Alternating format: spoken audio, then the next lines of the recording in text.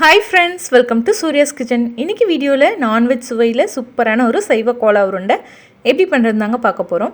ரொம்ப சூப்பராக இருக்குங்க. ஈவினிங் டைமில் நீங்கள் ஸ்நாக்ஸாக கூட செஞ்சு கொடுக்கலாம். சாப்பிட்றதுக்கு அப்படியே ஒரு நான்வெஜ் ஃபீலிங் கிடைக்கும். கண்டிப்பாக ட்ரை பண்ணி பாருங்கள். இப்போது இந்த கோலா உருண்டை எப்படி பண்ணுறதுன்னு பார்க்கலாங்க.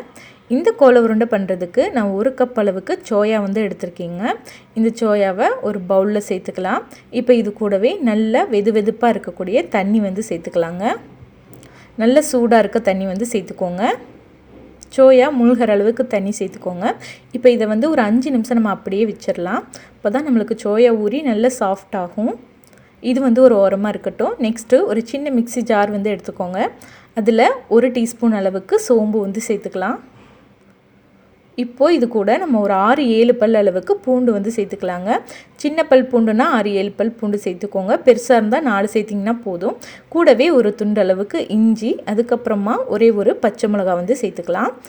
இப்போ இதில் நம்ம ஒரு 1/2 ஸ்பூன் அளவுக்கு மஞ்சத்தூள் சேர்த்துக்கலாங்க. கூடவே 1 டீஸ்பூன் அளவுக்கு தனி மிளகாய்த்தூள் சேர்த்துக்கலாம். அது கூடவே 1 டீஸ்பூன் அளவுக்கு தனியாத்தூள் சேர்த்துக்கோங்க.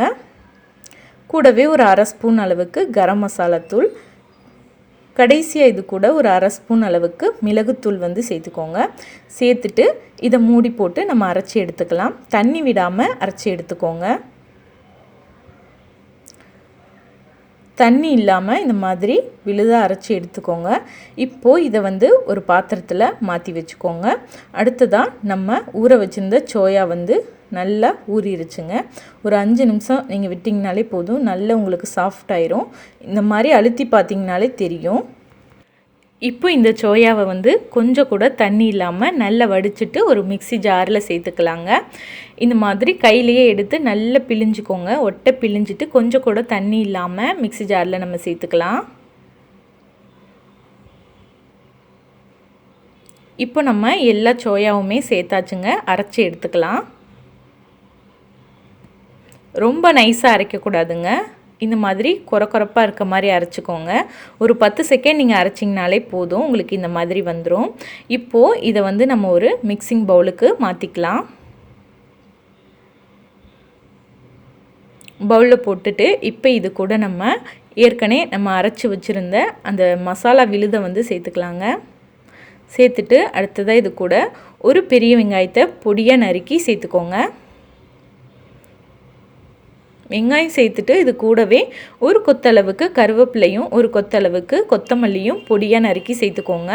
அடுத்ததாக இது கூட தேவையான அளவுக்கு உப்பு சேர்த்துக்கோங்க. நான் 1 டீஸ்பூன் அளவுக்கு உப்பு சேர்த்துக்கிறேங்க.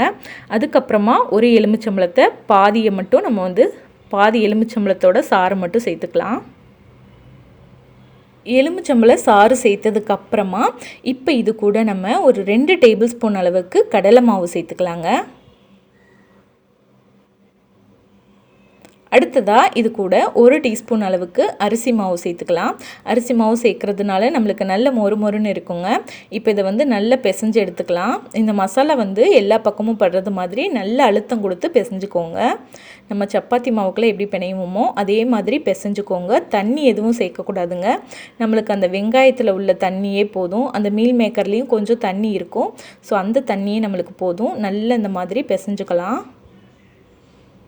நம்ம இதில் கடலை மாவு சேர்த்துருக்கோங்க. அதுக்கு பதிலாக நீங்கள் பொட்டுக்கடலையை கூட மிக்சியில் சேர்த்து நல்லா அரைச்சிட்டு பவுடர் பண்ணி அந்த பவுடரை கூட நீங்கள் 2 டேபிள் ஸ்பூன் அளவுக்கு சேர்த்துக்கலாம். நல்லா இந்த மாதிரி பிசைஞ்சாச்சுங்க. இப்போ இதை நம்ம உருண்டையாக உருட்டி எடுத்துக்கலாம். நான் ஒரு எலுமிச்சம்பழ அளவுக்கு உருண்டையாக உருட்டி எடுத்துக்கிறேங்க. நீங்கள் இந்த மாதிரி உருண்டையாகவும் உருட்டி எடுத்துக்கலாம். அப்படி இல்லைன்னா வடை மாதிரி கூட தட்டி போட்டுக்கலாம். உங்கள் விருப்பம்தான். பாருங்கள், இதே மாதிரி நம்ம எல்லா உருண்டையும் உருட்டி எடுத்துக்கலாங்க.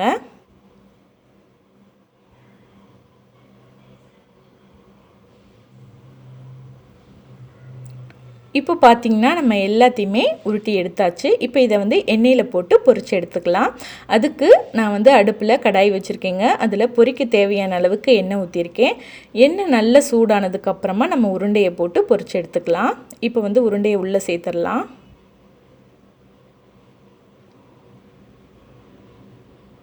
நீங்கள் எண்ணெயில் போடும்போது உங்களுக்கு பிரிஞ்சு வர்ற மாதிரி இருந்துச்சு அப்படின்னா மறுபடியும் ஒரு 2 டேபிள் ஸ்பூன் அளவுக்கு பொட்டுக்கடலை மாவோ இல்லை கடலை மாவோ சேர்த்து மாவை வந்து நல்லா பிசைஞ்சிட்டு அதுக்கப்புறமா உருட்டி எண்ணெயில் சேர்த்துக்கோங்க. நீங்கள் பிகினர்ஸாக இருக்கீங்க அப்படின்னா ஒரு உருண்டையை மட்டும் உருட்டி எண்ணெயில் போட்டு பாருங்கள்.